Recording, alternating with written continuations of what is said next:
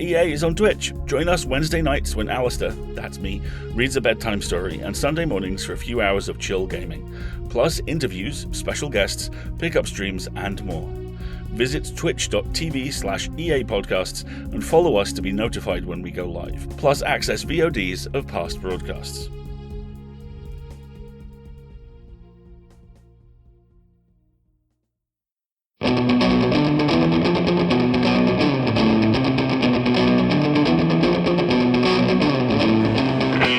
Escape Pod, Episode 973, Forever the Forest, by Simone Heller.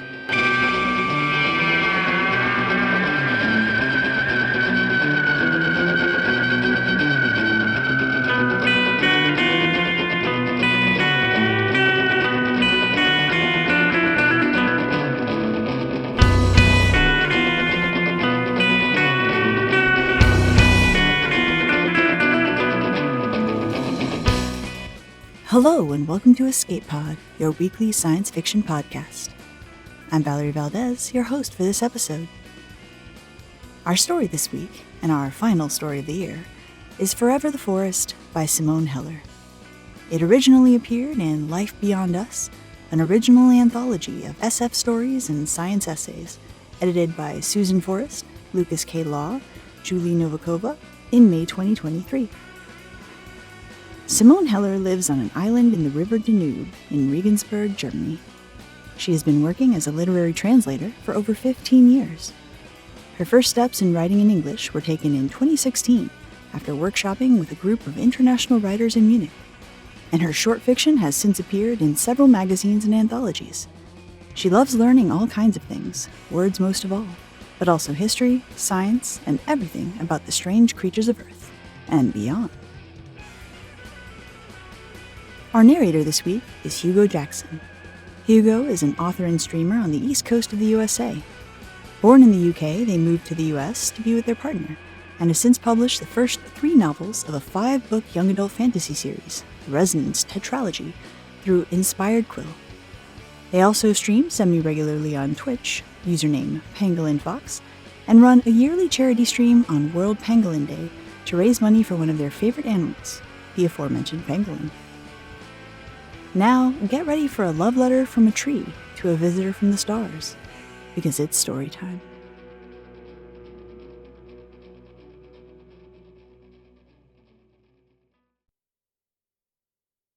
Forever the Forest by Simone Heller, narrated by Hugo Jackson. It is known that the rootless are only ever leaving, always moving on, never embracing soil long enough for connection. A life tumbled and tossed, and if it touches ours, it is only by chance, and ill chance more often than not. But you came, in a tumble and a glorious blaze, by intention and by ill chance. The night of your arrival was almost my undoing. You rode an incandescent gust tearing into our rows, escorted by a rain of hot metal. The ground rippled once with your impact, outward and onward, quicker than the fungal network could warn us. When the air stilled and the conversation erupted in bursts of pain and fire, no one knew what had crashed down on us. We sucked moisture from the deep, made the lesser plants close their ranks and smother the flames, and we calmed the conversation with memories of renewal and regrowth. You had plummeted from the sky, the fungal network relayed, as the filament reached out again to take hold of the large swath of churned and scorched soil, of everything that lay fallen and ready to decompose. Our rootscape expanded anew, tasting the damage and the altered lay of the land. But one blank spot persisted. One fragment had not shattered, tumbling over and over until it had come to rest next to me, its edge nicking a branch. Neither root nor spore found purchase there, and no matter how far and wide the conversation was carried, this sealed structure remained unknown. It was deemed to be not of our soil, and as it lay inert, it was deemed to be not of our interest either. We would claim it sooner or later, either encapsulating it and burying it as a curiosity in our rootscape, or it would yield after all, as everything yielded, to rain and root and frost and fungus. It cracked open on its own soon enough, right there within my reach. My sap-quenching stillness spread through the conversation until the whole forest seemed to pause. Something fell out, toppling to the ground as if it caught in a storm with no grovekin. It just lay there, thumping fear and exhaustion against the soil in the way of the rootless. My excitement for the unknown, a rootless from the sky, with neither nest nor burrow known to tree or spore, surged as the filament flashed agitation in its alienness. Not of our soil. I felt delight. The quickening of survival rushed through my sapwood, and deeper even, curiosity sprouted. I reached. With leaves rustling welcome, with a fragrance of earthy solidity, I reached. And you came. You lifted yourself up, stumbling forward until you crashed into me. I was able to sense your strangeness, a limb first to catch your fall, then your weight against me, sliding down along my base, where it stayed, almost motionless except for small, arrhythmic quivers. You were big for a rootless, but still fragile, and possibly damaged from your violent arrival. I wanted to help and feed the conversation with my findings, your size, your mass, the desperate grasp of your initial touch. My excitement was met with polite disinterest. To my grovekin and my sapkin, the rootless were nothing but a nuisance. Pests at worst, inconsequential bearers of gifts to seal alliances, found dynasties and end wars at best, and always good for erratic behaviour. But I knew better. There was a pattern in their wayward bustling, and a purpose to their actions, thoughtless as they might seem. We believed they didn't reach toward the sun, but you had fallen from the sky, and how much closer could one get? I wanted to know about the reaching and the falling, about the origin of your vagrant ways. So, as the strange quivers against my trunk became more infrequent, I decided to keep you. You were restless. A flurry of action, lacking the patience to feel how the sun fueled regrowth in the field of debris. Saplings were selected to settle on the fire-primed earth, while you darted in and out of the structure that had encapsulated you, scattering and silencing the smaller rootless with a resounding boom each time you sealed your enclosure anew. Your distress entered our water and our soil, and the surrounding kin promised each other, soon it will wander off to distant groves. They gracefully ignored my attempts to woo you to stay. Next to your enclosure, under the outmost reaches of my canopy, you started to dig in the soil. You were relentless, like a root trying to render an unwanted rock to gravel, with a piece of debris, a dead branch, your bare limbs until the filament tasted blood. I would have helped, if I had understood. You went inside and hauled out a body, similar to yours in all but minor differences in weight and build. And another, placing them in the hole one by one. You stayed at their side, more rooted than your kind is usually known for. When you moved again, first you sprinkled upturned soil on the bodies, a well-considered offering to the filament. Next came the tiniest droplets of salty water, and last you showered them with a hum you created on a thing you held, its vibrations softly tinkling like warm raindrops on my leaves. Slowly, as we tasted your offering, I observed more. The filaments did not discriminate, and my grovekin wanted to know if you carried new kinds of parasites we would have to synthesize toxins against. We learned about the metabolism of the bodies in the ground, their hormones, the dozens of fractures in their bodies which let us observe their density, and the processes in their marrow. Faintly, ever so faintly, I found traces of unknown soil, and they sent my thoughts spiraling outwards towards my spirit kin in the conversation, those few and faraway trees sharing my scholarly interests. But I knew something else too. You had to be lonely. It was your kin who had joined our soil, and while the wound in the forest caused by your fall was mending, the wound in you was gaping open. All I could offer was to enrich my fruit with the substances you needed, to provide shelter and shade things anyone with a shoot of kindness would do for a lost rootless. But never the murmur of the conversation and the promise of regrowth, never the echoes of trees who had struck root here since the plates of the earth first ground against each other forever the forest. You took my fruit, and you lived through your wound, collecting nourishment, water, dead wood for your own ritual of fire, so different and minuscule compared to our roaring spectacles of burning and resettling. You wore paths through the underbrush until your presence felt like a map imprinted on the land even when you were hidden in your enclosure. When dusk wove through the canopy, you often rested at my side and brought the thing that vibrates under your hands. It felt like rain tinkling on my leaves, with a deeper rhythm more akin to your thumping blood than our steady flow of sap. Its harmonics resonated deep in my heartwood, even if they were not meant for me. Or maybe they were. I was eager to find out what they implied either way. There was so much I wanted to ask about your enclosure, your journey, the piece of fabric you fixed on one of my limbs first thing every morning, and so much I wanted to be asked. Had you noticed the ferns I cultivated in the crooks of my branches, some from spores usually found beyond the Great Irrigation Channel? I had collected 49 sensations of extra fuzzy rootless creeping along my leaves, never shared with my kin, but maybe you would appreciate them. At night, when you were inside and the conversation was a dreamlike murmur, I tried to imagine where you came from.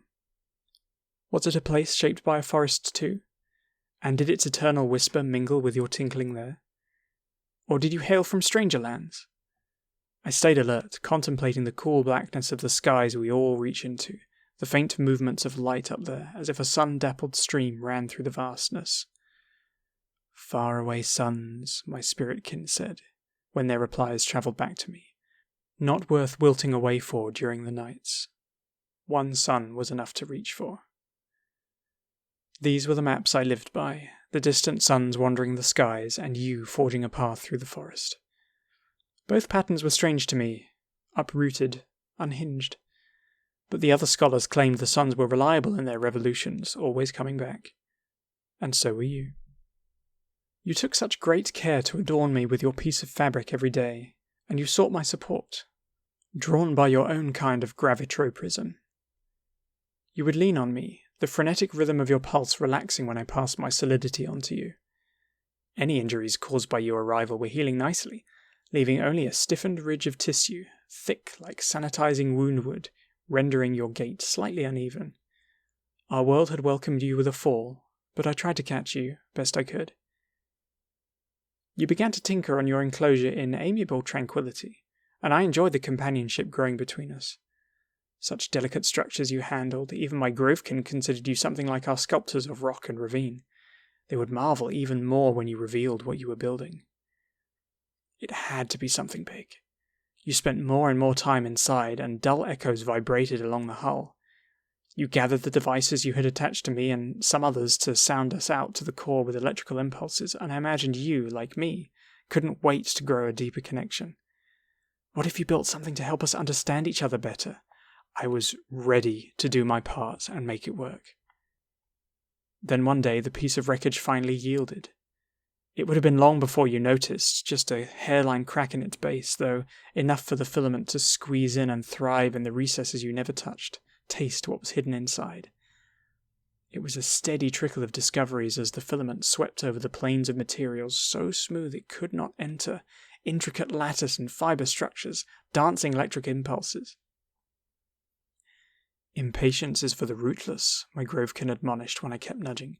We will be here to inspect the structure long after it has moved on. I learned you spend most of your time in front of a flickering wall of light to let vibrations and shifting luminance wash over you in an endless repetitive pattern that held no clue to anything I wanted to know. It was irrelevant. It was not what you had prepared to bring us closer together. Your great work stood in the center of the chamber, an upright, stilted capsule that would have fitted you just so. First, I thought it was some kind of new shelter you built. A pod, a nest, a home. It wasn't the marvelous structure I'd envisioned, but we would find other ways to connect, and I felt a surge of joy anyway. To me, it looked like settling. I should have known better, because you never once slept in it. And even a muddle-shoot such as I shouldn't have forgotten what pods were for. But it took until the filament explored the whole shape of your enclosure to see what it was, what you were trying to do. Like a flower waiting to bloom, the canopy of the chamber was hinged to fold back and open up to the sky, and the capsule inside ready to pop out, to carry away its precious cargo to a faraway sun. All this time, you had been preparing to leave. It was always going to leave, but we are here, my Grovekin murmured, while my sapkin sent soothing sugars to my roots when I went silent in the conversation instead of enthusiastically accounting for your every move. We are rooted, and you are passers-by, and it was as if we were living on two different worlds, even if you hadn't left yet. I had thought we wanted to lean on each other and learn from each other. Someone who crossed the sun-dappled river of the sky, who braved it despite the chance of falling into the darkness. Someone who left their own soil behind had to be a scholar like me. And here you were, on a new world, a world that had reached out to you with supportive branch, with a rootscape steeped in eons of growing. I had thought you were as curious as I was. And I had been wrong. Very rarely you took the time to bring your humming thing to me, and I noticed some of its harmonics were missing, its vibrations diminished. You let its tinkling patter across the clearing anyway. But I knew it had never been for me, and it hurt. It hurt so much that I only noticed you hurt too when you didn't come out anymore, and the forest began to erase your paths from my maps. You still hung your piece of fabric on my branch every morning, but it felt limp and crumpled, not like something to display as proudly as I had. Others might have assumed you were eagerly preparing for the moment the petals of your canopy would open.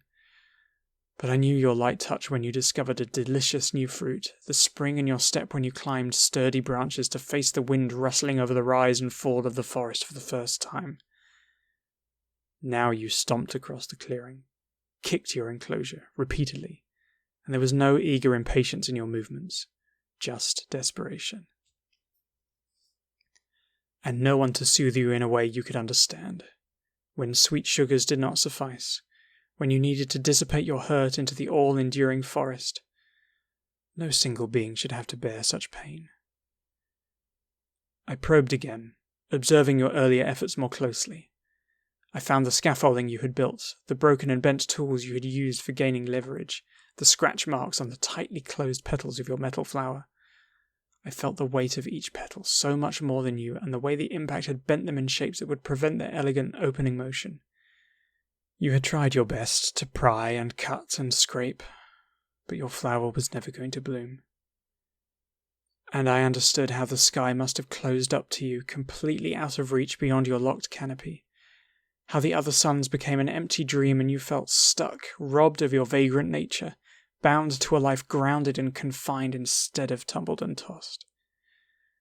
One sun has always been enough, my Grovekin assured me when I omitted your pain. And maybe I could try and convince us both. There were things for us to explore, strange and far reaches of the rootscape like a whisper in the background of the conversation. But it was not what you needed, not now, as you kept facing your wall of light, almost rooted in whatever echoes and memories it was evoking in you. You needed the comfort I was granted continuously by the forest. So I primed the filament once more for the vibrations you let wash over you in front of your wall, filtering out the higher frequencies clearly produced by you and others like you in the repeating sequence, and focused on the background rhythm. It was nothing I had ever experienced, but I could almost feel the soothing force of its steady roll. I sent it out to my spiritkin, and word travelled far and wide in the conversation. Favours were called in to cross borders, and when replies trickled back, they came from strangekin who had ventured out onto uninhabitable ground. We know. We share. This is the ebb and flow surging around our stilted roots, they said. The sea. The unconquerable sea. Do you feel the sharp nip of salt? I wanted to feel the salt and everything else with it, and I wanted to break it down into its molecules and understand it. For I knew you cherished this experience above anything else, and I could give it to you the way we used to give the comfort of rain on our leaves to our droughtland neighbours. I called in more favours and recruited my long-suffering Grovekin to find trace elements to accumulate in my sapwood for synthesizing something this forest had never known. You were abandoning your flower and yourself within it, not even coming out to hang your fabric anymore. The electrical pulses stilled one after the other, and you stopped scraping off the mosses claiming the ground. Life exploded, and it still felt lifeless after you draped covers over the finer structures and disabled your wall of light. When you finally stepped out, I was prepared. You didn't know what I had released into the air, but you stumbled right into it, every leaf of mine exuding this strange sea smell so different from the earthiness of our grove. It hung in the air, briny, fresh, ready to embrace you. And I felt you swaying there, expanding while you breathed in, drinking it into every pore, this promise that you were not alone. It wasn't the rhythm and the light your wall had shown you, but as you were drawn back to a shore even the strange stilted rootkin couldn't imagine, you knew it. And you knew me. You came to gently pull down a twig and press my leaves against your face, breathing deeply. You let your calloused fingers whisper over my skin, a new map immediately ingrained in my mind. You walked around me in wonder, never breaking touch, your steps transmitting the lightness of climbing high and probing deep, the bounce of discovery. When you stayed the whole night instead of going back to your enclosure to rest, I felt I had become more than solidity, more than a monument guarding your dead kin. We scholars know the rootless connection to the world is often not by touch, but rather your perception of light. And even as you were touching me now, what I felt was seen. After that, you began wandering the grove again. You didn't try to pry open your flower anymore, and you didn't even return to the inside of your enclosure but once. You walked around cautiously then, not to dwell, but as if you were an intruder, touching only the smallest of things, tugging on a cover there, trailing your fingers lightly along a moss-speckled surface there. Soon you sealed your access hatch and left, but you brought something with you. I felt it in the added weight and the hollowness of it, even if you didn't coax out your rainfall tinkles anymore. You carried the thing you made vibrate. You stood there for some time, and when you set it down in the crook of my widest roots, you didn't intentionally strum, but it made the tiniest off-key quiver. I had had hopes, but only after you fixed it there a little bit more firmly, and you again showed the understanding you had worked out for yourself by sprinkling soil on top of it. I knew you truly intended it as a gift. And what a gift it was! I took my time tasting it, filament first and rootwood later, and I found something familiar in its strange shape among bits of metal and synthetics. Years upon years of rooting and growing were embedded in its wooden body, and I sensed the faint echoes of faraway forests, spaciously arrayed evergreens dreaming under the weight of a wintry chill, a tangle of mist-enclasped giants teeming with a flurry of wildlife, mellow woodlands in the gentle sway of ever-changing seasons. The forests this wood had been taken from were old and alien, growing and reaching like us, but different down to the tiniest components of their cells. They were forever beyond reach, but they were kin nonetheless, kin across the skies, kin under a different sun. Such was the gift you gave me, I couldn't hold it in, jolted the rootscapes with my prompts of taste, feel, hoping it would reach my spiritkin and make them understand. Ours is not the only conversation. Other memories were tangled within the wood, the ghosts of caressing skin and dancing fingers, fragments of you like overtones to the whispering of the wood. You, clearly among your spiritkin, cheered and accompanied while you energetically enticed the hum from the wood. You, alone, exploring a burbling stream and adding your own tinkling to while away the night. You, clasping the wood as if it supported you, when a stranger's message opened the sky to you and you got thumping all over down to your fingertips. And you, in a capsule, suspended in the void with 3 others, reaching for this body of wood whenever you needed a piece of something grown, a piece of home. I almost felt the pulse of being rootless, of being pulled along and beyond the field lines of our world. Would it be so bad to leave? Wouldn't it be nice to explore, to experience the places the rootscape could never touch and our conversation had never envisioned? No amount of excitement would stir the interest of my kin above a friendly rustle, while they invoked the feeling of the sun and the rain providing for us, the soil reliably carrying our weight and the weight of our memories, messages of comfort to calm my strange thoughts. And yes, the sun warmed me just as well as ever, its rays caressed my leaves just as gently, but I felt it was not enough. There was a longing for different suns, suns I could never feel. You knew this longing, it made you reach. It made you fall. But it shouldn't have tangled you in roots you never wanted, cut off from your own conversation. Shouldn't have made you dwell in my shade all miserable and yearning, the sky like a mockery above you. I might not be able to act upon my longing, and I could never reach a distant sun. But there was one thing I could do, even if it would hurt to lose you. We are rooted, and while we are not able to abandon our places and leave, we are shapers and shifters, and with the right approach, we raise mountains. So I reached towards the sun and gathered my strength. You didn't know. You were focused on your own movement, into a new shelter by my side, draped in vines and cushioned with mosses, and away from your failure, exploring the forest, though when you climbed it was less energetic and never all the way up to the canopy anymore. Ironically, we were now as I had envisioned us to be. We had an understanding, you and I, that we were akin in curiosity. You brought me stones washed up in the riverbed, rich in history with leaf imprints from a long-lost nation. Smaller rootless you found and nurtured, and maybe you kept those for yourself, but they were still a gift, nesting in my branches, basking on my leaves. Even if I had experienced them 100 times before in the conversation, these gifts always felt new after they passed through your hands. I tried to do the same for you, so you could sense our world beyond your reach. I made you smell the acrid tang of the distant salt flats before you left, where our mining kin's crystallized leaves chime in the wind. Taste the sweet desert dew collected in thorn-clad night forests, distilled into a fruit. I wanted you to consider us worth exploring despite your fall.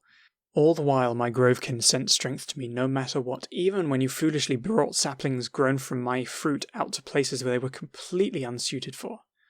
So inconsiderate, these rootless, they said, but you meant well, and the filament took care of the offshoots. I couldn't be bothered much toiling away as I was. To you it must have seemed crude, for I have always been more of a dreamer than a builder, but if you ever felt disrespected by the way I treated your abandoned enclosure, you didn't complain. My roots found and widened the cracks, and then the real work began. Defying every gravitropic impulse, I slanted my roots upwards, away from the soil, reaching for the sky myself. Some things had to yield along the way. Walls bent and hull panels crashed down, but never the capsule itself. I'm not that clumsy. Upwards I strained, ever upwards in the dark, until I touched the canopy. I noticed you sticking closer, your circles getting smaller, more reluctant. And maybe I too would have grown reluctant in my task because I didn't want to lose you, didn't want this pod to bear you away yet. But roots have their own momentum. As they strengthened, metal bulged and tore, seams strained and burst, until I was the only thing holding them together. The canopy cracked, not elegantly as it was supposed to, but under my brute force. Still, when the first slanted rays of sunlight touched the capsule inside, it was as beautiful as any blooming. That's when you realized what I was doing, didn't you? After you hung your piece of fabric each morning, mended in so many of the places now it felt small and brittle, you wouldn't explore. You just walked the clearing, stopping often to take it in from every angle what was now fused, part root, part wreckage. And when I had finished my task, you went inside, gingerly climbing through the broken hatch, using the stick you had taken to walking around with to lift the covers you had placed. This is where we are. You are leaving. The petals of your flower are crumpled, some have already fallen. Before you, the sky unfolds. Before me, the dream of your next discovery, of the suns you will visit. And while you prepare to leave, slowly making your way through the root-shot interior of the wreckage, touching capsule and console alike with shaking hands, and while I sense the awakening of the power that will whisk you away, this is what I wanted to tell you, in every rustling leaf and every pulse of sap. All the things I can't say because the conversation is eluding you. You need to go and rejoin your own. I'll never know the wonders you're going to encounter on your way, and I'll never thank you for your gift of seeing me, of singling me out in a vast forest. I'll never know what you want to tell me, Because that's what you've been doing all this time, haven't you? You talk to me almost from the day we met, with these gentle vibrations you breathe into the air. You're talking to me now, patting my roots, your hands unsteady, your whole being shaking. A rumble builds up, pulsing slowly first as your capsule wakes from its hibernation, but gaining the irresistible strength of an earthquake. No root will hold you back, no matter its strength. And when you hurry to your shelter, I know these are your last preparations. To get sustenance for the time you need to enfold yourself into your pod while it is shooting away.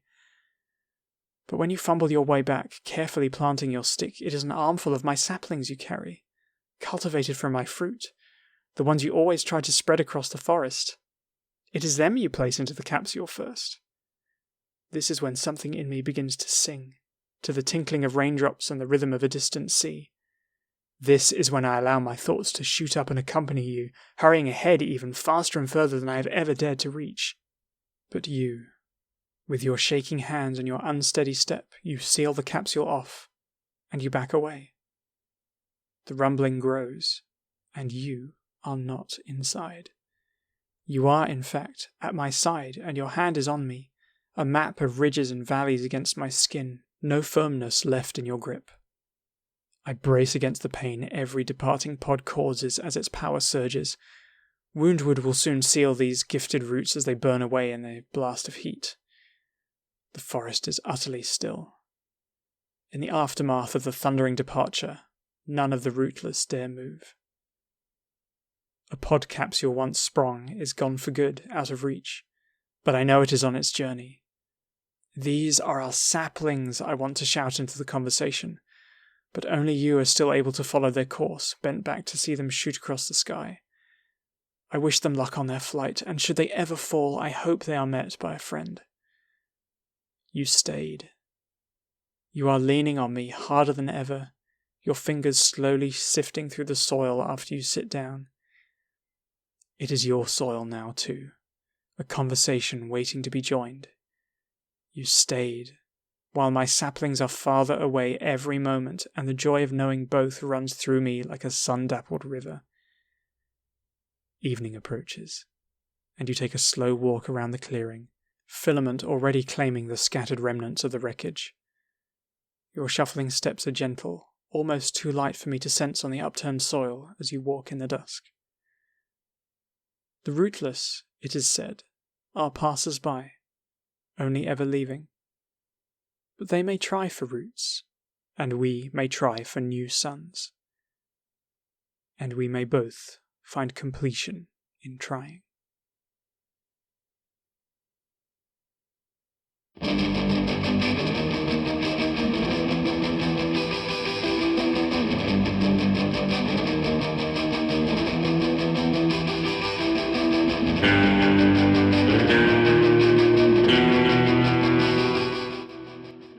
Once again, that was Forever the Forest by Simone Heller.